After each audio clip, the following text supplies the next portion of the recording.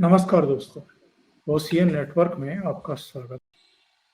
दो खास मेहमान मेरे साथ जुड़ गए हैं। प्रयागराज से अनुपम मिश्रा जी, लखनऊ से वीरेंद्र नाथ भट्ट जी। आप दोनों का ही बहुत स्वागत। नमस्कार। नमस्कार सर।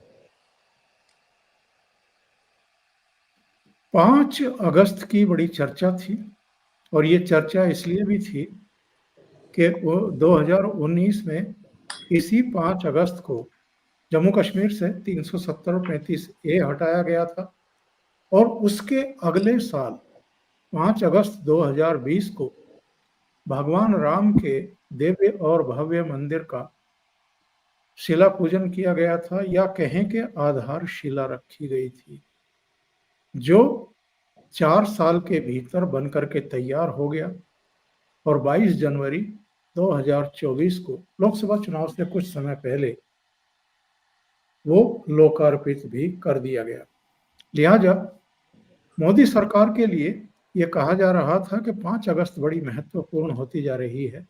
5 अगस्त को सबको प्रतीक्षा थी कि कोई बड़ा फैसला इस बार भी आएगा, क्योंकि 2019 में शुरू के 100 दिन में ही कुछ अहम फैसले हुए थे। इस बार 5 अगस्त को तो नहीं, और जो जानकारी मिल रही है 8 अगस्त को एक महत्वपूर्ण बिल आ रहा है, और मुझे लगता है कि ये वक्फ बोर्ड की जो असीमित शक्तियां हैं उन पर एक बड़ा प्रहार होने जा रहा है। 2 बिल लाए जा रहे हैं।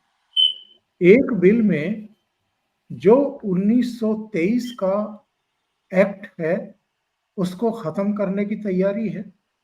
मुस्लिम वक्फ कानून, उसको खत्म किया जाएगा। और दूसरे बिल में जो 1995 का एक्ट है, उसमें 2013 में कांग्रेस सरकार ने जो मनमाने बदलाव करके असीमित अधिकार दे दिए थे वक्फ बोर्ड को, उनमें करीब करीब 40 या उससे अधिक संशोधन करने की तैयारी है। और इसमें मुस्लिमों के साथ साथ दूसरे वर्गों को भी लाने की तैयारी है। इसके अलावा जो जिनके चर्चा मैंने की है असीमित अधिकार, वो असीमित अधिकार ये थे कि साहब वक्फ बोर्ड किसी भी जमीन को अपनी कह देता था, वो उसकी हो जाती थी, उसको किसी कोर्ट में चुनौती नहीं दी जा सकती थी, उसकी कहीं सुनवाई नहीं थी। और एक आंकड़ा है जो बड़ा चौंकाने वाला है, 2009 तक वक्फ के पास जितनी संपत्तियां थी दुगनी हो गई। 13 साल में 14 साल में वो बढ़कर के 2 गुनी हो गई है। तो जरा ये समझेंगे अभी कि ये जो बिल लाया जा रहा है ये कितना अहम है, क्यों लाया जा रहा है, लाने के लिए सरकार विवश क्यों हुई। अनुपम जी, सबसे पहले आप ही के पास आता हूं, थोड़ा सा इस पर रोशनी डालिए कि ये कहा जा रहा है कि लैंड जिहाद के अंत की शुरुआत है।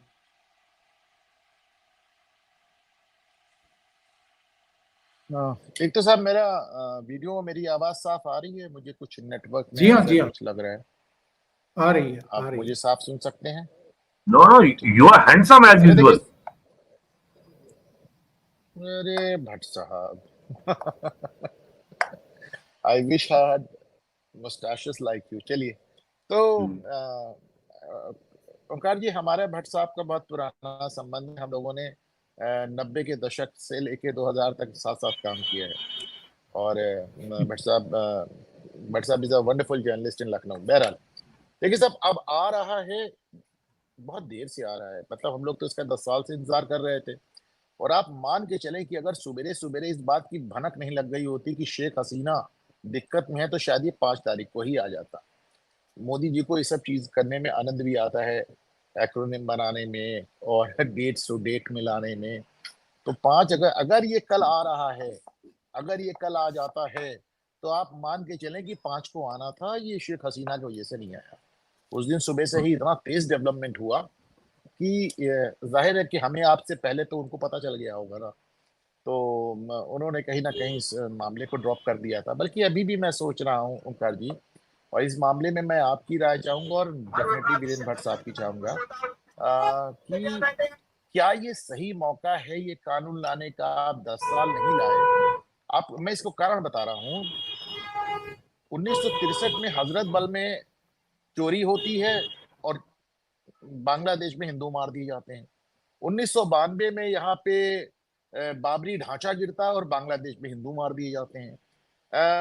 यहाँ पे CAA कानून नोटिफाई होता है, बांग्लादेश में हिंदू मार दिए जाते हैं। अब उसमें बल्कि शेख हसीना तक को कहना पड़ा। इसी तरह अभी आप जब ये कानून लाएंगे तो जाहिर सी बात है, अभी यहाँ पे मुस्लिम समुदाय और मुस्लिम संगठन और OIC जैसे लोग कूदेंगे। तो एक सवाल ये उठता है कि is this the right time?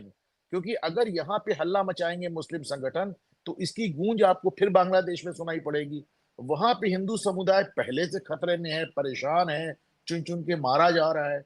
और आप सोचिए कि मैंने जैसे इतने एग्जाम्पल दिए, तो अभी जब यहाँ फिर बवाल होगा तो वहां पे तो जो बदतमीजियां हो रही हैं और जो वहाँ कत्लेआम हो रहा है, उनको तो एक और जस्टिफिकेशन मिल जाएगा। अभी तो साहब कहने को ये होता है कि भाई लड़ाई शेख हसीना और खालिदा जिया के बीच में हिंदुओं को क्यों मार रहे हो, उनके मंदिर क्यों गिरा रहे हो? तब तो उनको बाकायदा एक, जिसे कहना चाहिए ना, मतलब एक खुदाई हक मिल जाएगा साहब कि साहब अब तो नहीं करना है साहब, वहां पे हिंदुस्तान में हमारे मुस्लिम भाइयों के साथ अन्याय हो रहा है। तो ये एक बात, एक ऐसा एक सवाल है जिसमें मैं ओंकार सर चाहूंगा आपसे भी जवाब सुनना, भट्ट साहब से भी सुनना चाहूंगा। अब now coming back to this point, इस नक्शल में इस तरह समझ ले कि भाई वक्फ एक्ट तो जवाहरलाल नेहरू 1954 में बनाया था। इसमें बड़ा चेंज कहा, 2 लाइनों में बता दे रहा हूं। नरसिम्हा राव ने इसमें ये चेंज किया कि वक्फ अगर किसी प्रॉपर्टी को अपनी कहता है तो उसको अपनी कहने के लिए कोई डॉक्यूमेंट देने की जरूरत नहीं है, कोई दस्तावेज देने की जरूरत नहीं है। अगर उसने वीरेंद्र भट्ट की प्रॉपर्टी को कह दिया मेरी है, तो ये भट्ट साहब की, इनकी जिम्मेदारी है कि ये साबित करें कि कि वक्फ की नहीं, इनकी है। वक्फ ने कहा तो वक्फ को ऐसा दावा करने के लिए कोई दस्तावेज, कोई कागज दिखाने की जरूरत नहीं है। जिसकी जिसकी प्रॉपर्टी वो छीन रहे हैं, उनका ये दायित्व है कि वो साबित करें कि प्रॉपर्टी उनकी है। अब ऐसे में आदमी जरा सा भी कमजोर पड़ जाता है तो प्रॉपर्टी निकल जाती है, जैसा आपने कहा कि 12-13 साल में प्रॉपर्टी दुगनी हो गई। ये तो था 1995 का संशोधन। 2013 में मेजर संशोधन क्या हुआ? सोनिया गांधी की सरकार में, मनमोहन सिंह की सरकार में क्या संशोधन हुआ कि ये जो पागलपन का एक एक्ट बनाया गया था कि साहब वक्फ कोई भी प्रॉपर्टी ले सकता है, उसमें मनमोहन सिंह और सोनिया गांधी की सरकार ने सिर्फ इतना जोड़ दिया कि साहब उनको किसी भी, अच्छा जैसे आपको दिक्कत है वक्फ ने दावा कर दिया आपकी प्रॉपर्टी का, आप उसको चुनौती कहां देंगे? वक्फ के ट्राइब्यूनल पे। वक्फ का ट्राइब्यूनल ओनली मुस्लिम ट्राइब्यूनल होगा। अगर उससे फैसला आ गया तो 2013 की सरकार ने इसमें यह जोड़ दिया कि उसको किसी हाई कोर्ट और किसी सुप्रीम कोर्ट में चुनौती नहीं दी जा सकती। देखें 1995 में जो एक्ट आया उसने बताया कि वक्फ किसी भी प्रॉपर्टी को अपनी बता सकता है और अपनी बताने के लिए उसको कोई कागज की जरूरत नहीं है।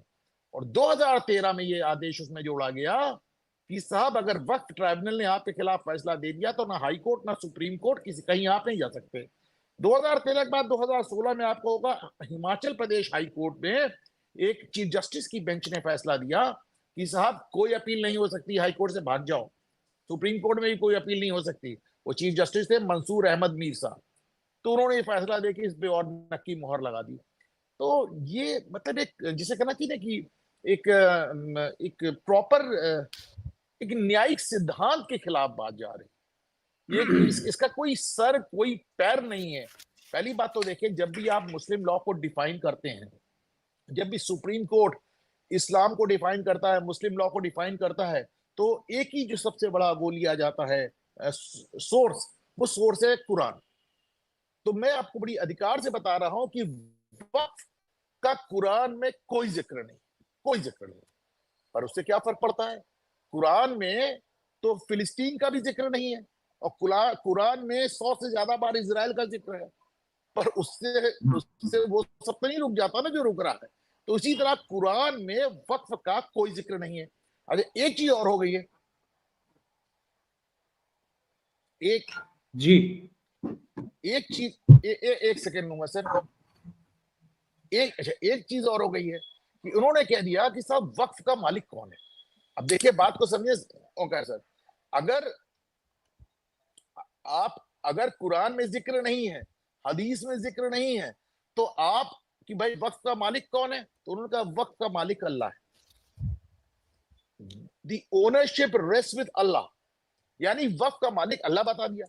चूंकि कुरान में उसका जिक्र ही नहीं है तो अपने मन से कुछ बता दो।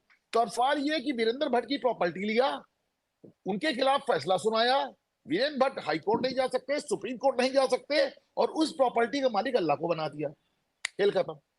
आप समझिए ना, अगर प्रॉपर्टी किसी एक शख्स ने ली होती है, एक आदमी ने ली होती है, एक संस्था ने ली होती, तो आप उसमें हल्ला भी मचाते। अब तो प्रॉपर्टी का मालिक ही अल्लाह हो गया, तो आपका खेल ही खत्म हो गया।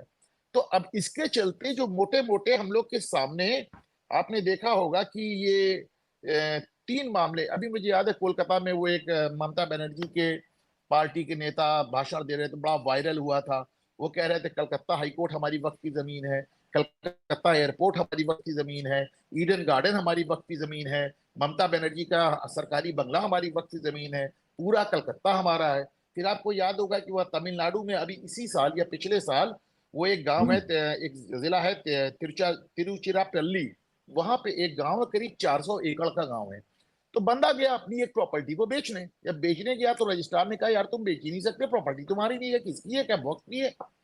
अब आप सोचें, बड़ी मजेदार बात यह है कि हजारों साल के इतिहास में उस गांव में एक भी मुसलमान नहीं रहा, पर प्रॉपर्टी वक्त की हो गई, पूरा गांव वक्त का हो गया। आइडेंटिकल यही केस निकला सोलापुर में, महाराष्ट्र में, पूरा गांव वक्त का हो गया। जाहिर सी बात है अभी एक हंगामा तो होना ही था। नरेंद्र मोदी अगर इसको अभी जो 40 संशोधन लेके आ रहे हैं, इसमें देखिए बड़ी बात जो लाया गया है, वैसे तो उसमें कह रहे हैं कि ये बार इसमें डिस्ट्रिक्ट मजिस्ट्रेट के भी अधीन हो जाएगा, ऐसा हो जाएगा, वैसा हो जाएगा, तमाम बातें कह रहे हैं। तो बड़ी बात कह रहे हैं कि ऑलरेडी जो प्रॉपर्टी आपके नाम है उसकी भी जांच होगी। जो सबसे बड़ा संशोधन है कि ऑलरेडी जो प्रॉपर्टी आपके नाम है उसकी भी जांच होगी। योगी सरकार, योगी आदित्यनाथ ने यह फैसला 2022 में कर दिया, 22 में कर ही नहीं दिया साहब, जांच भी करा ली। और मेरी जानकारी है कि योगी की जांच का नतीजा भी आ गया है। अभी सरकार ने उस रिपोर्ट को विधानसभा के पटल पे नहीं रखा, जारी नहीं किया, पर योगी सरकार की जांच का नतीजा भी आ चुका है। यानी जो प्रॉपर्टीज आपने रखी हुई थी अपने नाम, तो अब उनकी भी जांच होगी। आगे का तो आप भूल ही जाएं, ये सब नहीं हो पाएगा। एक आखिरी बात, वक्फ जो प्रॉपर्टीज ले रहा है और जो लेता रहा है वो डबल करता रहा, जैसा कि हम जानते हैं कि इंडियन आर्मी और इंडियन रेलवे के बाद नंबर 3 इनका जगह है, सबसे ज्यादा, करीब 9.5 लाख करोड़ एकड़ इनके पास है जमीन। तो साहब जाहिर सी बात है कि बड़े लैंड ओनर्स हैं, लेकिन ये काम भी किस लिए आ रही है? ये काम आ रही है कि बड़े बड़े मुसलमानों के रहनुमा और ठेकेदार हैं। आजम खान से लेकर वैसे तक ऐसा शायद ही कोई नेता बचा हो जिसके ऊपर ये आरोप ना लगता हो कि उसने वक्फ की प्रॉपर्टी कब्जा ली। आजम खान ने तो वक्फ की प्रॉपर्टी लेके फार्म हाउस बना लिया, होटल बना लिया, सब बना लिया। तो ये बेसिकली ऐसे प्रॉपर्टी पहले कब्जा के। एक आखिरी बात मुझे याद आती है इसमें ओकार सर की, वक्फ की इस प्रॉपर्टी के और इस मामले को अंग्रेजों के जमाने में चुनौती दी गई थी। उस जमाने में साहब सुप्रीम कोर्ट हमारे यहाँ नहीं होता था, प्रिवी काउंसिल होती थी, आपको याद होगा भट्ट साहब। तो प्रिवी काउंसिल में साहब ये जाके मुकदमा चला 1910 के आसपास, और प्रिवी काउंसिल ने फैसला दिया कि वक्फ एक्ट बकवास, ये सब कुछ नहीं चलेगा। लेकिन चूंकि साहब अंग्रेज थे तो उन्होंने प्रिवी काउंसिल के फैसले को भी नहीं माना, 1913 में भी यहाँ एक एक्ट बना दिया, बाद में भारत सरकार ने 1954 में बनाया। ओंकार सर। जी जी, जो जानकारी मिल रही है, जानकारी ये है कि जो संशोधन बिल पेश किया जा रहा है उसका नाम एकीकृत वक्फ प्रबंधन सशक्तिकरण दक्षता और विकास अधिनियम हो सकता है। और केंद्रीय वक्फ परिषद में गैर मुस्लिम भी होंगे, अब 2 होंगे, 2 महिला होंगी, मुस्लिम समुदाय के अन्य पिछड़ा वर्ग, शिया, सुन्नी, बोहरा, आगा खानी को भी प्रतिनिधित्व दिया जाएगा, एक केंद्रीय मंत्री होगा, 3 सांसद होंगे, मुस्लिम संगठनों के 3 प्रतिनिधि होंगे, मुस्लिम कानून के 3 जानकार होंगे, सुप्रीम कोर्ट या हाई कोर्ट के 3 पूर्व जज होंगे, एक वकील होंगे, ख्याति प्राप्त 4 लोग होंगे और भारत सरकार के सचिव होंगे। यानी इनकी मनमानी खत्म करने का फैसला मोदी सरकार ने ले लिया है। एक जानकारी ये भी मिल रही है कि 1995 का जो एक्ट था, उसका जो सेक्शन था 40, उसको हटाने की तैयारी है। इसके तहत किसी भी संपत्ति को वक्फ की संपत्ति घोषित करने का इनको अधिकार दिया गया था। और जो नया बिल लाया जा रहा है, इसमें वक्फ काउंसिल किसी संपत्ति पर दावा नहीं ठोक सकेगा और वक्फ बोर्ड को सभी पक्षों को नोटिस जारी करने पड़ेंगे। उनको अपनी बात रखने का पूरा अधिकार देना पड़ेगा और वेबसाइट, बाकायदा 2 वेबसाइट होंगी, उन पर पूरा ब्यौरा भी दिया जाएगा कि वक्फ की संपत्ति कहाँ है। जो भी आप कार्रवाई कर रहे हैं वो भी ऑनलाइन आपको देनी पड़ेगी, यानी पारदर्शिता करनी पड़ेगी। भट्ट साहब, देखिए, सबसे बड़ा काम जो इस बिल में किया गया है कि सर्वे कमिश्नर के पद को समाप्त कर दिया गया है। अब डिस्ट्रिक्ट मैजिस्ट्रेट की कोर्ट में फैसला होगा और डिस्ट्रिक्ट मैजिस्ट्रेट जो है रेवेन्यू लॉ के तहत जितने भी मामले होते हैं उस कंसर्न पार्टीज को नोटिस जारी करना पड़ता है। तो वो नोटिस जारी करेगा, पूरी पैमाइश कराएगा, वेरिफिकेशन करेगा, पूरा रिकॉर्ड देगा और दूसरी बात, वक्फ बोर्ड में अब मौलवी और मुफ्ती का रोल समाप्त कर दिया गया है। अब कोई मौलवी मुफ्ती नहीं रहेगा, जो भी लोग होंगे कानून के जानकार होंगे। और जो तीसरा सबसे बड़ा काम जो इस एक्ट में किया गया है कि अब जो है ये जो जैसा भी अनुपम ने कहा कि आप वक्फ ट्रिब्यूनल के ऑर्डर को चैलेंज नहीं कर सकते, अब अपील हो सकती है, हाई कोर्ट में अपील होगी, सुप्रीम कोर्ट में अपील होगी, वो खुदा नहीं है। और जो इसका सबसे जो खतरनाक इसका सेक्शन था, सेक्शन 107, 108, कि ये जो वक्फ एक्ट था ये भारत के सारे एग्जिस्टिंग कानून को ओवरराइड करेगा, ये प्रोविजन भी अब समाप्त हो गया है। और अब वक्फ बोर्ड बिना किसी ठोस सबूत के संपत्ति के आधार पर दावा नहीं कर सकता, और अगर दावा करना भी है तो उसको डिस्ट्रिक्ट मैजिस्ट्रेट की कोर्ट में जाना पड़ेगा कि साहब ये हमारी जमीन है, और डिस्ट्रिक्ट मैजिस्ट्रेट जो रेवेन्यू लॉ है, जो लैंड लॉ है, भूमि कानून है, उसके अनुसार वो कार्रवाई करेगा और सिविल कोर्ट के प्रोसीजर में काम चलेगा। अब तक जो है वक्फ बोर्ड ने अगर जो प्रॉपर्टी बोल दी हमारी है, सर्वे कमिश्नर का हमारी है, अभी आपका ओनर्स लाइज ऑन यू कि साहब नहीं, आप ये सिद्ध करें कि आपकी नहीं हमारी है, तो अब ये नहीं होगा। और जो लॉ ऑफ नेचुरल जस्टिस है कि दोनों पार्टीज को इक्वल अपॉर्चुनिटी मिलनी चाहिए किसी भी मुकदमे में, विवाद के निस्तारण में, तो अब ये व्यवस्था हो गई है। सबसे बड़ी बात यह है, जो लोग बहुत अधीर हो जाते हैं, बेचैन हो जाते हैं कि मोदी जी कुछ कर नहीं रहे हैं, मोदी कुछ कर नहीं रहे हैं, तो उनको ये बात याद रखनी चाहिए, भारत का संविधान भारत को सेमी इस्लामिक स्टेट बनाता है। भारत के संविधान में क्रिश्चियनिटी को, इस्लाम को एक रिलीजन के रूप में, एक एंटिटी के रूप में मान्यता दी गई है। उनके अधिकार बहुत स्पष्ट तरीके से उसमें निर्धारित किए गए हैं। हिंदू धर्म को सनातन धर्म को भी मजहब या रिलीजन बना दिया गया है, लेकिन हिंदू को एक रिलीजियस एंटिटी नहीं माना गया है। केवल क्रिश्चियनिटी और क्रिश्चियन और मुस्लिम को अपने मजहबी आइडेंटिटी को रिटेन करने के लिए आर्टिकल 25, 26, 27, 28, 29, 30 दिए गए हैं, लेकिन भारत के संविधान में एक भी ऐसा कोई कानून जहां हिंदू शब्द के कोई अधिकार उसमें निर्धारित हो या उनको प्रोटेक्ट किया जाए या उनको सुनिश्चित किया जाए, ऐसा कोई कानून नहीं है। अभी आज से कुछ साल पहले नरेंद्र मोदी न्यूयॉर्क में यूएनओ की सभा में उन्होंने कहा था कि यूएनओ हमें पूरे दुनिया में कहीं ईसाई और मुस्लिम पे अगर कोई अत्याचार होता है तो वो तुरंत एडवाइजरी जारी करती है, चिंता जारी करती है और वार्निंग भी जारी करती है लेकिन पूरे दुनिया में हिंदुओं के ऊपर अत्याचार होता है, पाकिस्तान में, बांग्लादेश में, तो सुप्रीम कोर्ट कभी कुछ नहीं बोलती है। तो ये यहाँ के लोगों ने जो संविधान के विद्वानों ने कहा था, पहले आप तो मानिए कि आप हिंदू हैं, आर्टिकल 38 में आप तो अमेंडमेंट कीजिए कि सनातन धर्म को डिफाइन तो कीजिए। जब आप स्वयं अपनी परिभाषा नहीं तय कर रहे हैं, तो आप यूएनओ से क्यों अपेक्षा करते हैं कि वो आपकी परिभाषा को तय करेगी और वो आपको मानेगी कि आपकी एक स्पष्ट मजहबी, एक आपकी स्पष्ट धार्मिक आइडेंटिटी है। हमारे संविधान में तेजाब और अमृत को मिला दिया गया है। हम सनातन धर्म को भी कह दिया गया रिलीजन है, इसको कह दिया गया मजहब है। भाई ये मजहब नहीं है, मजहब केवल 3 है, यहूदी है, ईसाई है, इस्लाम है। इनको कहा जाता है अब्राहमिक रिलीजन, इनके प्रॉफिट थे अब्राहम। लेकिन सनातन धर्म में हमारा वो बिलीफ सिस्टम है। सनातन धर्म बिलीफ सिस्टम नहीं है। वी आर सीकर्स, हम साधक हैं। तो इसलिए ये बहुत लंबी लड़ाई है और मामला खाली जो है वक्फ एक्ट का नहीं है। यूपी में नजूल का सर्वे हो रहा है, यूपी में वक्फ प्रॉपर्टी का सर्वे हो रहा है, यूपी में मदरसा का सर्वे हो रहा है और 2 कानून ऑलरेडी पास हो चुके हैं, सीएए और national register of citizenship, NRC.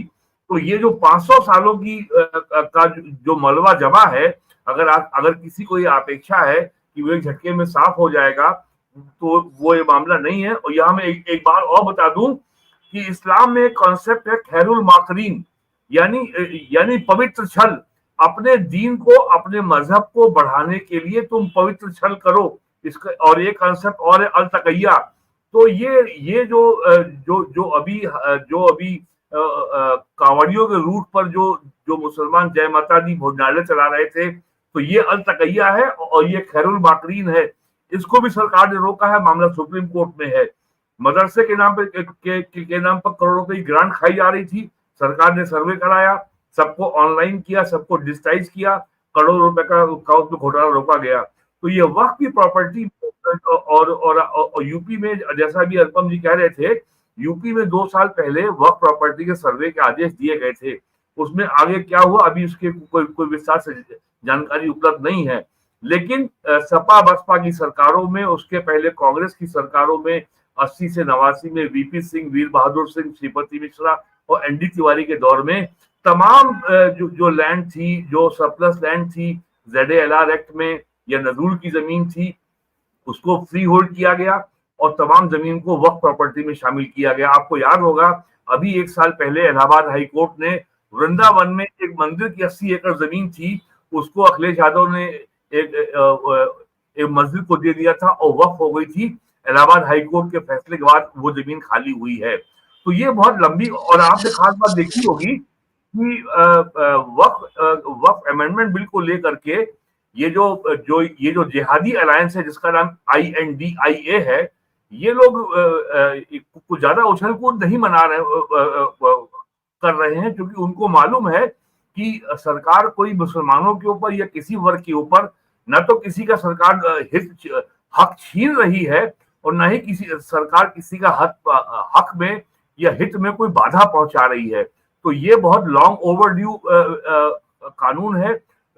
मुझे नहीं मालूम कि सरकार इस बिल को खाली इंट्रोड्यूस करेगी या अभी 2 दिन बचे हैं सत्र के, कल और परसों सरकार उसको पास भी कराएगी। तो और अगर पास हो जाता है तो मुझे लगता नहीं कि ये 2 दिन में पास हो पाएगा। लोकसभा में पास होगा या फिर डिमांड उठेगी इसको प्रवर समिति को या सेलेक्ट कमेटी को भेज दिया जाए। तो अभी ये स्थिति स्पष्ट नहीं है, लेकिन ये बहुत लॉन्ग ओवरड्यू कानून है और इसमें जो है ये स्थिति बहुत स्पष्ट है कि किसी भी निजी संपत्ति पर बिना ठोस आधार के आप दावा नहीं कर सकते। और दूसरी बात, जो गवर्नमेंट प्रॉपर्टी है और जो गवर्नमेंट ऑर्गेनाइजेशन की प्रॉपर्टी है उसकी साफ उसमें परिभाषा दी गई है। और दूसरी जो महत्वपूर्ण प्रोविजन किया गया है, पहले था एनीबडी कैन डू वर्क, अब के अमेंडमेंट बिल में इस बात की स्पष्ट परिभाषा की गई है, जो व्यक्ति 5 साल तक प्रैक्टिसिंग मुस्लिम रहा है, इसके प्रमाण हैं, केवल वही व्यक्ति वक्फ प्रॉपर्टी को वक्फ कर सकता है। और वक्फ का मतलब होता है property vested in the name of Allah. ऐसी संपत्ति जिसका मालिक अब अल्लाह हो गया। वैसे इस्लाम में कॉन्सेप्ट है कि ये पूरी दुनिया, ये पूरी कायनात अल्लाह की है। ये और हम सब आप लोग जो हैं अवैध घुसपैठिए हैं, हम लोग एनक्रोचर हैं। अब पूरी दुनिया, पूरी कायनात अल्लाह की है और हम सब लोग जो है घुसपैठिए हैं और काफिर तो है ही हम लोग। खैर, तो ये जो एक्ट आ रहा है, ये 1000 साल का जो जो एक इतिहास है दक्षिण एशिया यानी भारत के हिंदुओं के ऊपर होने वाले लगातार अत्याचार का। क्योंकि हम लोग जजिया कर भले ना दे रहे हो, लेकिन हम लोग धिम्मी हैं भारत के इस संविधान के अनुसार। बस केवल जजिया पढ़ना, लेकिन जो सेकुलरिज्म है वो भी जजिया है। उस बात का भी जवाब दीजिए, is it the right time जो बांग्लादेश में हो रहा है? क्या ये सही समय है? 10 साल आपने वेस्ट कर दिए, 10 साल आप ये ला सकते थे यार, और आप ला कब रहे हैं जब बांग्लादेश में हिंदुओं के खिलाफ हिंसा हो रही है। बिल्कुल ठीक है। देखिए ऐसा है, जो हमारे देश का कश्मीर फाइल की फिल्म में जेएनयू की प्रोफेसर कहती है सरकार उनकी, सिस्टम हमारा है, तो वो स्थिति आज भी है। तो आम आदमी को ये अंदाजा नहीं है कि नरेंद्र मोदी को इस इकोसिस्टम से लड़ करके जितना काम उन्होंने अब तक करा दिया, ये चमत्कार से कम नहीं है। तो इसलिए जहां तक टाइमिंग की बात है, इसके ऊपर सदैव सवाल उठेंगे, ये सदैव विवाद के घेरे में रहेगा। बेटर लेट देन नेवर ये काम हो जाए। साहब, इसमें मैं एक सवाल और जोड़ देता हूं जो अभी अनुपम जी ने कहा है। मेरा सवाल ये है, सीएए से तो भारत के मुसलमान सीधे तौर पर प्रभावित नहीं थे, फिर भी उसका कितना बड़ा विरोध किया गया और कितना दुष्प्रचार किया गया, देश के भीतर भी और देश के बाहर, दुनिया भर में। इसमें तो अरबों खरबों की संपत्ति पर कब्जे हैं लोगों के साथ, तो ऐसे में ये लोग बवाल नहीं करेंगे, इस बात की तो मतलब कल्पना भी नहीं की जा सकती है। और जिस तरीके से कांग्रेस राहुल गांधी वगैरह एकदम चुप्पी साधे हुए हैं, इससे तो शक थोड़ा और भी गहरा रहा है। एक बात मैं जोड़ दूं, अनुपम जी, केवल एक बात, यूपी की सेकुलर कांग्रेस के सरकार में आज से 40 साल पहले यूपी में वक्फ डेवलपमेंट कॉर्पोरेशन भी बना हुआ है। वो भी अपने आप में बहुत बड़े घोटालों की एक बहुत बड़ी गुफा है जी। अब ये सब बात सामने आएगी। अनुपम जी, देखिए, पहले कांग्रेस ने करीब करीब जाहिर कर दिया है कि वो इस अमेंडमेंट का विरोध करेंगे, वो तो आप जानते हैं। पहली बात तो वक्फ बोर्ड में, वक्फ एक्ट में अमेंडमेंट नहीं होना चाहिए, वक्फ एक्ट खत्म कर दिया जाना चाहिए। कोई एकदम बेसिर पैर का एक्ट है और आपने जबरदस्ती उसको ठोक रखा है। दूसरी बात ये कि बवाल होने का, तो आप जान लें कि जो वक्फ की सबसे ज्यादा प्रॉपर्टी वो उत्तर प्रदेश पे, तो उत्तर प्रदेश में तो बवाल होने से रहा, आप इसको मान के चले। योगी जी, अब बाकी, हाँ योगी जी है, तो वहां तो बवाल होने से रहा। तो अब बाकी जगह देख लें साहब, कितना बवाल होगा, कितना बवाल नहीं होगा। सर हरियाणा पंजाब में भी होगा बड़ी संख्या में। जो मुस्लिम जो पाकिस्तान चले गए थे, उसका नाम है इवैक्वी प्रॉपर्टी। उस इवैक्वी प्रॉपर्टी को वक्फ प्रॉपर्टी में कन्वर्ट कर लिया गया है और ये घोटाला यूपी में भी हुआ है। तो इस अमेंडमेंट बिल में इसका भी प्रोविजन है, जो इवैक्वी प्रॉपर्टी वक्फ में रजिस्टर हो गई है वो वापस ली जाएगी। इसको लेके बवाल होगा। और ऐसी प्रॉपर्टी लखनऊ में बहुत है, जिसको हिंदी में कहते हैं निष्काम संपत्ति। देखिए, और अभी मैं देख रहा था, अभी 2 दिन पहले मध्य प्रदेश में जस्टिस अहलूवालिया हैं, उन्होंने बहुत फटकार लगाई थी इसलिए। उन्होंने, आप देखा वीडियो बड़ा वायरल है, उन्होंने कहा क्या वक्फ बोर्ड लगा रखा है, हाँ तो मेरे घर पे कब्जा कर लोगे वक्फ बोर्ड के नाम से, तुम्हारे नाम लाल किला और ताजमहल सब तुम्हारे नाम कर दिया जाए। आगे ताजमहल को लेके तो वास्तव में गए, सुप्रीम कोर्ट तक गए, और उसमें सुप्रीम कोर्ट ने बड़ी दिलचस्प टिप्पणी की थी ओंकार जी। उन्होंने कहा जाओ औरंगजेब का सिग्नेचर ले आओ जाके, जब देखे कि ताजमहल तुम्हारे नाम किया था कि नहीं किया था, तो उसके बाद वो डरने पड़ गए।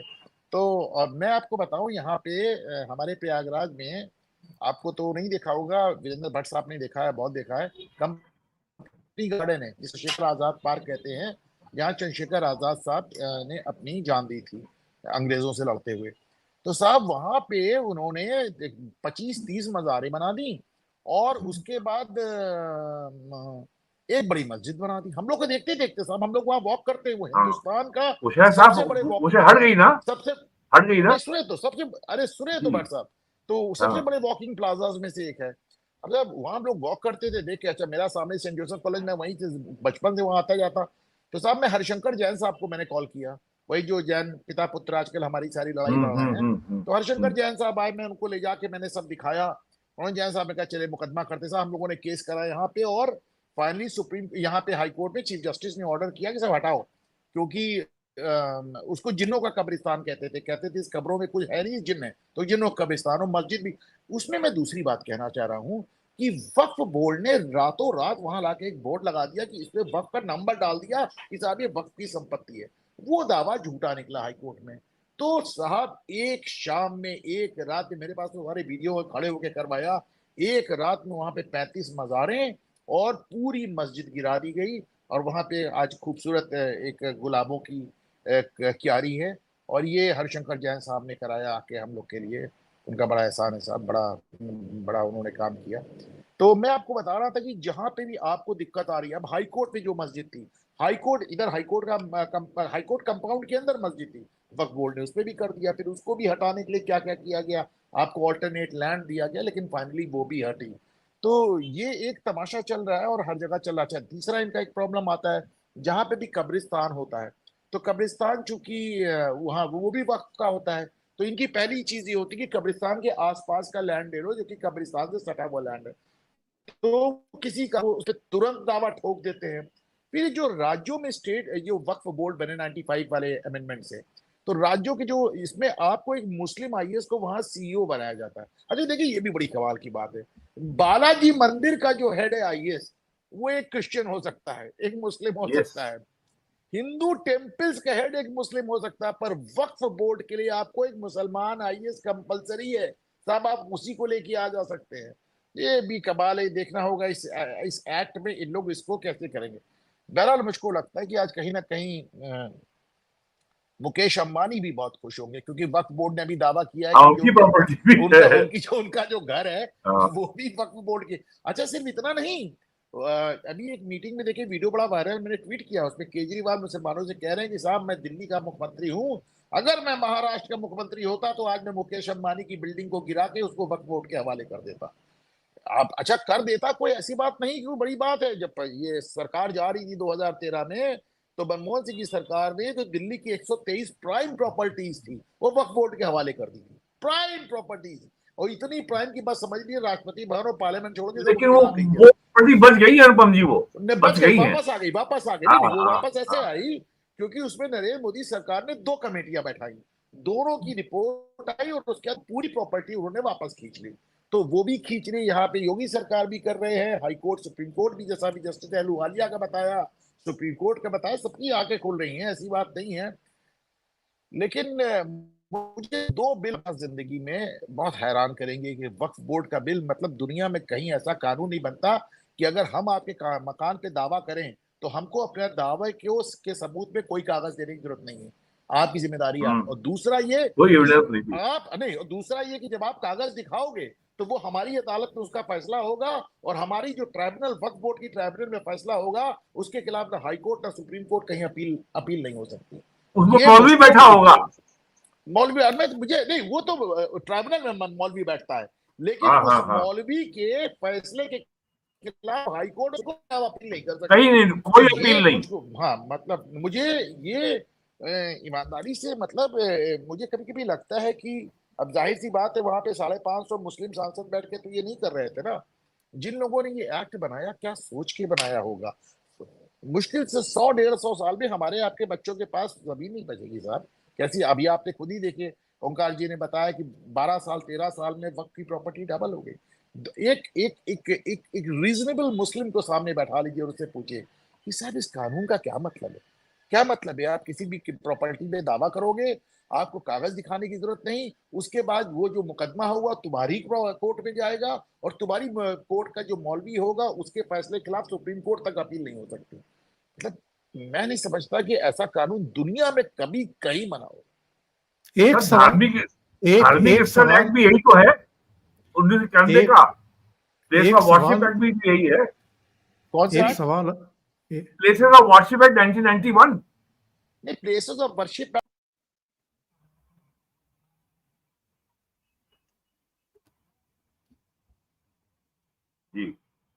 वो भी ऐसा ही था, वो भी ऐसा ही था। उसमें भी ये था कि अगर साहब दंगा होगा तो हिंदू प्राइमा फेसी पहले दोषी माना जाएगा। हाँ, वो तो अगर कम्युनल वायलेंस बिल था जो जो कानून नहीं बन पाया। कम्युनल वायलेंस बिल जो नहीं हो पाया, लेकिन ये भी कैसे 2011 हो में गया लाया जा मखबूल, रहा था, वो हो नहीं मखबूल भी पाया। कैसे हो गया। और देखिए, with all due respect to our prime minister, he has done a lot for this country, but I honestly believe कि इस काम के लिए 10 साल नहीं लगने चाहिए थे बस। ये बात बिल्कुल, इस पे विचार तो होना ही चाहिए। मैं एक सवाल दोनों से करना चाहता हूं आखिर में। अभी आप लोगों ने बताया 2011 में भी एक बिल लाया जा रहा था जिसमें हिंदुओं को ही दंगे के लिए दोषी ठहराने की बात थी। 2013 में 1995 के वक्फ बोर्ड एक्ट में संशोधन करके एब्सोल्यूट उनको पावर दे दी गई, जिस पर हाथ रख देंगे वो आपकी कोई चैलेंज भी नहीं कर सकता। और 2014 के लोकसभा चुनाव से ठीक पहले दिल्ली की 123 प्रॉपर्टीज वक्फ बोर्ड को हस्तांतरित कर दी गई थी मनमोहन सरकार के द्वारा। अभी पिछले कुछ समय में 2 बार पंजाब के और कुछ दूसरे इलाके के तथाकथित किसानों से राहुल गांधी की मुलाकातें हुई हैं। आपको ये भी याद होगा कि चुनाव के दौरान राहुल गांधी ने ये कहा था कि अगर ये सरकार चुनकर के तीसरी बार आ गई, यानी मोदी तीसरी बार सरकार की कमान संभाल लिए और इन्होंने संविधान में बदलाव करने की कोशिश की तो पूरे देश में आग लगेगी। और उन्होंने इसको रेखांकित करते हुए कहा था कि मेरी बात याद रखना, पूरे देश में आग लगेगी। अब ऐसे में जो आशंका भी अनुपम जी ने जाहिर की है कि साहब बांग्लादेश तो जल रहा है, वहां हिंदुओं के गांवों को निशाना बनाया जा रहा है, उनको सरेआम टांगा जा रहा है, सूली पर चढ़ाने की जिसको हम कह सकते हैं, लटकाया जा रहा है और तमाम तरह की चीजें की जा रही हैं, उस पर भी ये लोग मुंह में दही जमा करके बैठे हुए हैं। और ये मोस्टली दलित वर्ग ही हैं जिनका ढिंढोरा ये पिछले कुछ दिनों से पीट रहे हैं। ऐसे में यहाँ भारत में भी क्या कुछ पर्दे के पीछे से तैयारियां हो रही हैं क्या? आज और सलमान इसको खुर्शीद का बयान आया है, आपने सुना होगा, जो जो सुप्रीम कोर्ट के वकील हैं और बहुत बहुत बड़े नेता हैं कांग्रेस के, केंद्रीय लॉ मिनिस्टर रहे हैं, उसके पहले फॉरेन मिनिस्टर रहे हैं। उन्होंने कहा है कि यहाँ पे सरफेस के ऊपर शांति दिखाई पड़ती है, लेकिन सतह के नीचे बहुत तनाव है और यहाँ पर भी बांग्लादेश जैसी स्थितियां हो सकती हैं। और जब उनको जर्नलिस्ट ने सुप्रीम कोर्ट में उनसे जाके उनसे बात करने की कोशिश की तो उन्होंने टिप्पणी करने से मना कर दिया। और कांग्रेस के लोगों ने कहा कि कांग्रेस का जो पॉलिटिकल मॉडल, ये बहुत ही ट्राइड एंड टेस्टेड है कि पहले आग लगा दो और फिर कहो कि ये तो उनका निजी मामला है। जैसे कि सैम पिट्रोडा है, वो अमेरिका में बैठ के आग लगाता है चुनाव के पहले और फिर उसको पार्टी से सस्पेंड कर देते हैं। चुनाव खत्म होता है, फिर उसकी पार्टी में वापसी हो जाती है। और यही वो सलमान खुर्शीद हैं जिन्होंने 2012 में कहा था कि जब दिल्ली में का जो कौन सा इलाका मुस्लिम, वो कौन सा इलाका है जहाँ पे रेड पुलिस का एनकाउंटर हुआ था, और उसके बाद उन्होंने कहा सोनिया गांधी रोई थी। अभी इसी लोकसभा चुनाव में इन्होंने कहा था वोट जिहाद, फर्रुखाबाद में कहा था। तो ये कांग्रेस की शैली है, ये उनका tried and tested political model है आग लगाने का। और अगर राहुल गांधी ने कहा था तो राहुल गांधी की बात को आज सलमान खुर्शीद ने आगे बढ़ाया है। तो इसमें, और अगर कल कुछ हो गड़बड़ तो इसमें किसी को आश्चर्य नहीं होना चाहिए। और वैसे अनुपम भी जी, इस समय त्योहार का मौसम चल रहा है। अनुपम जी आखिरी टिप्पणी आपकी चाहूंगा। 5 अगस्त 2019 को जब 370-35 से हटाने का फैसला किया गया था तो हमें उससे पहले जम्मू कश्मीर में बहुत कुछ होता हुआ दिखाई दिया था। मतलब अर्धसैनिक बलों का मूवमेंट वहां बढ़ गया था अचानक। अमरनाथ यात्रियों से कहा गया था कि जो जहां है वो तुरंत घाटी छोड़ करके अपने घरों को लौट जाए। वहां कर्फ्यू लागू कर दिया गया था। तमाम एहतियाती कदम उठा लिए गए थे। तमाम आशंकाएं हैं। अरबों खरबों की जमीन है जिसको एक तरीके से इनसे लिया जा रहा है या आगे कोई किसी तरह की बदमजगी ना हो, इसलिए इनके हाथ पैर बांधे जा रहे हैं। और वक्फ जो केंद्रीय परिषद है उसमें दूसरे समुदायों के लोगों का प्रतिनिधित्व बढ़ाया जा रहा है। ऐसे में ये लोग बर्दाश्त तो नहीं करेंगे, हरकतें तो करेंगे। इन हरकतों से निपटने के लिए क्या जिस तरीके से 2019 में 370 हटाए जाने के समय तमाम एहतियात कदम उठाए गए थे, वैसी तैयारी सेंट्रल गवर्नमेंट की होगी? देखिए साहब, गांधी जी ने बड़ा फेमसली अपने अखबार में लिखा था, मुस्लिम इज अ बुली। लेकिन साहब, वो Yes. बुली आप तभी तक रहते हैं जब तक सरकार की आपको पैटर्नेज रहती है, सरकार की बैकिंग रहती है। मैं 370 में, ठीक है, सरकार ने बड़ी तैयारी की थी एंड ऑल दैट, लेकिन ईमानदारी से आप देखिए एक पत्थर नहीं चला। ऐसी भी क्या तैयारी थी कि एक पत्थर ना चले? ऐसी भी क्या तैयारी थी? जब यहाँ पे अतीक अहमद को दफनाया जा रहा था, उनके भाई को दफनाया जा रहा था, तो मैं गया था कब्रिस्तान, माना जा रहा था कि आज तो साहब वो हाल हो जाएगा, पूछो नहीं। हकीकत ये है कि उनके परिवार वाले नहीं आए दफनाने के लिए, पुलिस वालों ने दफनाया। तो ये सब जो जब सरकारी बैकिंग होती है तभी इस तरह की बातें होती हैं। वैसे भी कश्मीर का मसला एकदम रखता है, वो सब बात बहुत ज्यादा नहीं हो। जहां तक सलमान खुर्शीद जैसे लोगों की बात है, तो ये तो हिंदुत्व को आईएस और बोको हरम से कंपेयर कर चुके हैं। तो इनका तो भाई कुछ इनके लिए फिर क्या ही कहा जा सकता है। अभी जो मोटा मोटा में देखने में आ रहा है कि साहब जो सबसे खुल के मुखर विरोध ओवैसी से ज्यादा, एमआईएम से ज्यादा, देखिए वैसे तो किसने किसने विरोध किया अभी तक कांग्रेस ने पत्ते नहीं खोले, लेकिन उन्होंने इशारा कर दिया है। लेकिन जो सबसे मुखर विरोध ऑफ कोर्स ओवैसी का, एमआईएम का है और मुस्लिम लीग का है, इंडियन यूनियन मुस्लिम लीग, तो इन दोनों का है। लेकिन कम्युनिस्टों का विरोध होना ही था, हो रहा है। दुर्भाग्य ये है कि इसमें शिवसेना का, मैंने देखा कि शिवसेना की प्रवक्ता भी कह रही थी कि हमने तय नहीं किया हम क्या करेंगे वगैरह वगैरह। मतलब शिवसेना इसका विरोध करे तो क्या ही कहें। लेकिन जो सबसे मुखर विरोध नजर आ रहा है अवधेश प्रसाद से लेके अखिलेश यादव तक, वो समाजवादी पार्टी का। वो एकदम खोल के कह रहे हैं साहब हम इसका जबरदस्त विरोध कर रहेंगे और किसी हालत में। All India Muslim personal law board हमेशा की तरह कह चुका है हम होने नहीं देंगे, हम बर्दाश्त नहीं करेंगे। पर उनको मालूम होना चाहिए कि उनकी परमिशन लेने कोई नहीं जा रहा, उनकी परमिशन उसमें मांगी भी नहीं गई है। तो क्या कह रहे हैं क्या नहीं कह रहे हैं। लेकिन हैविंग सेड एवरीथिंग, आई ऑनेस्टली बिलीव कि वक्फ एक्ट अपने आप में एक नाजायज एक्ट है, एकदम गलत एक्ट है। मैं आज अगर आप उसमें अमेंडमेंट कर रहे हैं, ठीक है, इट्स अ वेलकम चेंज, लेकिन ये होता है कि something is better than nothing. लेकिन मैं मानता हूँ उसको पूरी तरह से रिपील किया जाना चाहिए था। 1995 वाले एक्ट को, 2013 वाले एक्ट को कोई अमेंडमेंट नहीं, एकदम रिपील कर दिए साहब। वरना ये टू लेट और टू लिटिल आप हमला बहुत देर से भी कर रहे हैं। और बहरहाल जब ये सामने आ जाएगा मसला, तभी एक देखने को मिलेगा कि इसमें क्या क्या हो सकता है, क्या क्या नहीं हो सकता है। केजरीवाल साहब अंदर हैं, वरना अभी तक तो वो सर के बल खड़े होकर शीर्षासन कर रहे होते। और संजय सिंह को आप अभी कूदते फांदते देख ही लेंगे। और कुछ भी हो, अभी फिलहाल सब विनेश फोगट वाले मामले में लगे हुए हैं। और उसके लिए भी परेशान है कि विनेश फोगट वाला मामला भी आज इतना सिर्फ उठा रहे थे इसलिए नहीं। विनेश फोगट तो आज से 8 साल पहले रियो ओलंपिक में भी इसी मामले में बर्खास्त हो गई थी, डिस्क्वालीफाई हो गई थी। पिछली बार तो आज तो 100 ग्राम 150 ग्राम ज्यादा, पिछली बार 400 ग्राम वेट ज्यादा निकला था। लेकिन पिछली बार किसी ने कुछ नहीं कहा। वो सारा मामला सिर्फ इसलिए उठाया जा रहा है कि जो बांग्लादेश वाला इशू है उसको दबाया जा सके, वहां से फोकस हटाया जा सके। सारा नैरेटिव इसीलिए कि बांग्लादेश वाला इशू उसको दबाया जा सके, हटाया जा सके।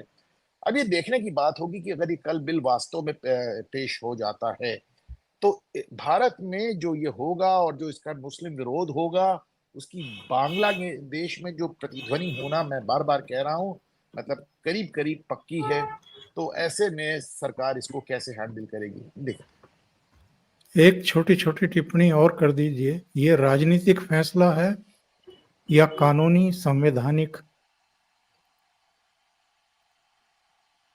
देखिए जहां तक मेरा सवाल है, मैं तो सिर्फ यही कहूंगा कि 2024 में लोग कहते हैं कि मैंने भी कहा है अपने चैनल पे कि शेख हसीना का जाना, शेख हसीना जिसने 15 साल में बांग्लादेश की इकोनॉमी को फर्श अर्श पे पहुंचा दिया, जमीन से आसमान पे पहुंचा दिया, उनका जाना और उनका विरोध ये बताता है कि किसी भी नेता के लिए विकास पर्याप्त नहीं है। अगर आप Yes. सोचते हैं आपने बड़ा विकास कर लिया, तो विकास पे अगर सरकारें टिकती तो हसीना नहीं भागना पड़ता, चंद्रा बाबू नायडू जिन्होंने हैदराबाद को जिस साल साइबराबाद बनाया था वो भी हार गए, तो मोदी। लेकिन मुझको लगता है कि शेख हसीना से बहुत पहले 1.5 महीने पहले ही नरेंद्र मोदी को ये मैसेज 4 जून को मिल गया था कि विकास पर्याप्त नहीं है। 4 जून को ही नरेंद्र मोदी को ये बात समझ में आ गई होगी कि केवल डेवलपमेंट के सहारे आप चुनाव नहीं लड़ सकते। पॉलिटिकल नैरेटिव चाहिए, पॉलिटिकल नैरेटिव ही नहीं चाहिए भट्ट साहब, आपको एक इमोशनल इशू चाहिए। यस सारी यस भाजपा की दिक्कत क्या है कि आपके तर्कश में जितने इमोटिव इश्यूज थे सारे वहां खत्म हो गए। 370 हट गया, CAA आ गया, NRC आ गया, राम मंदिर बन गया, ट्रिपल तलाक हट गया, तो कुल मिला के कोई इमोटिव इशू आपके पास रह नहीं गया। तो अब देखें जहां ये इसीलिए 77 साल में नरेंद्र मोदी ने पहली बार ऐसी सरकार बनाई, 77 साल में, जिसमें 5 अल्पसंख्यक हैं, 5, पर एक भी मुस्लिम नहीं। शुरुआत वहीं से हो गई थी, मैंने आपके शो पे कहा भी था ओंकार जी। इसका मतलब ये राजनीतिक फैसला भी है, राजनीतिक फैसला ही है। But in any case it was long overdue, ये पेंडिंग था, ये होना था। और इस तरह के अभी तमाम कड़े फैसले इस सरकार को करने हैं। और मैं तो कहता हूं कि देश का वादा भी है वीरेंद्र जी, वादा भी है नरेंद्र मोदी का कि हाँ, वादा भी है, बड़े बड़े फैसले होंगे।